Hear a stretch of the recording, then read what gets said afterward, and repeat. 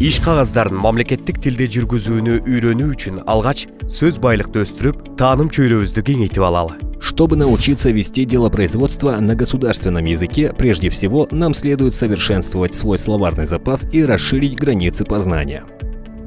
Өткөн сабакта документтерди 12 негизги белги боюнча классификацияласа болорун сөз кылып, алардын 4-өөнү талдап чыкканбыз. Алар биринчиси милдет жана багыты боюнча, экинчи жаралуу убактысы, үчүнчү даярдоо ыкмасы жана төртүнчү мазмуну боюнча документтердин классификациясы болгон. Документтер иштиктүү ишмердиктин баалуу ресурсу жана маанилүү элементи болуп саналган маалыматка ээ. Ошол себептен документтерди классификациялоонун 5-чи белгиси катары документтин мазмунунун тибин атасак, анда бул белги боюнча төмөнкүдөй 5 түрлүү документ айырмаланат. Алар текстик, иконалык, идеографикалык, алдагы схемалар, ноталар, карталар болуп 3 бутакчага бөлүнөт. Идеографикалыктан кийин аудиалдык жана мультимедиалык түргө бөлүнөт. На прошлом занятии мы узнали, что документы можно классифицировать по 12 критериям, и с 4 из них мы ознакомились.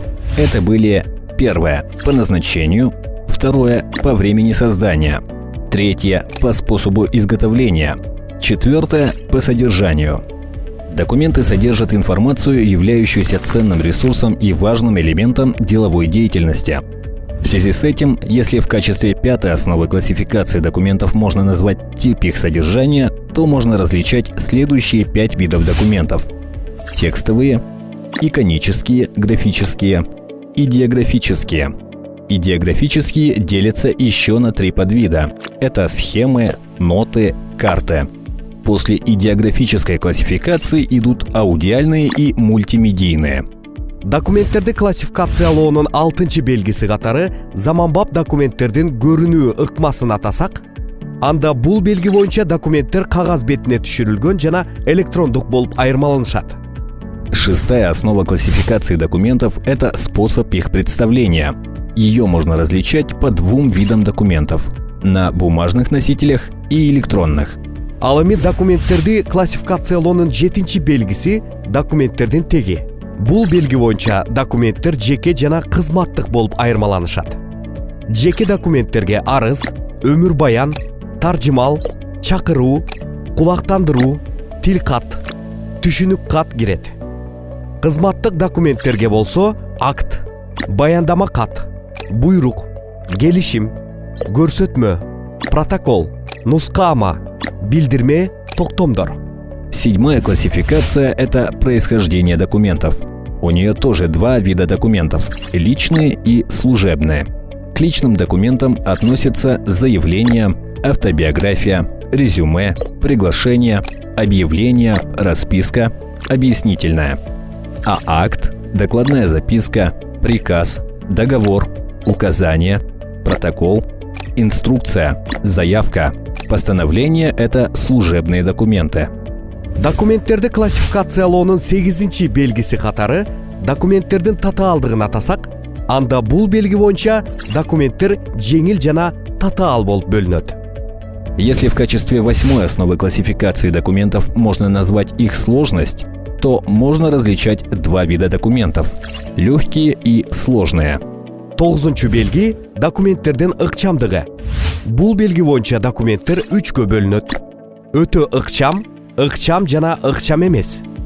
9-я классификация документов – это их срочность. Они делятся на 3 вида – весьма срочные, срочные и несрочные. Классификациянын 10-чу белгиси катары документтердин жашыруун деңгээлин атасак, анда бул белги боюнча документтер жашыруун эмес, жашыруун, ар кыл деңгээлде жашыруун жана конфиденциалдуу болуп айырмаланышат.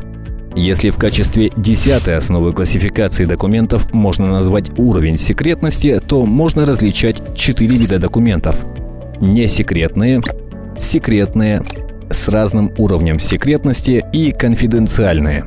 Документтерди классификациялоонун 11-чи белгиси катары документтердин мазмунун жазуу формасын атасак, анда бул белги боюнча документтер жеке, типтүү жана трафареттик болуп айырмаланышат.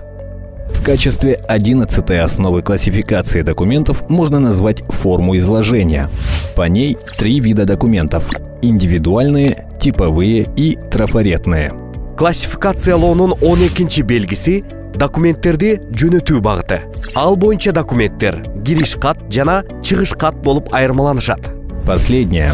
Если 12-ю основу классификации документов можно назвать направлением отправки, то можно различать 2 вида документов – входящие и исходящие.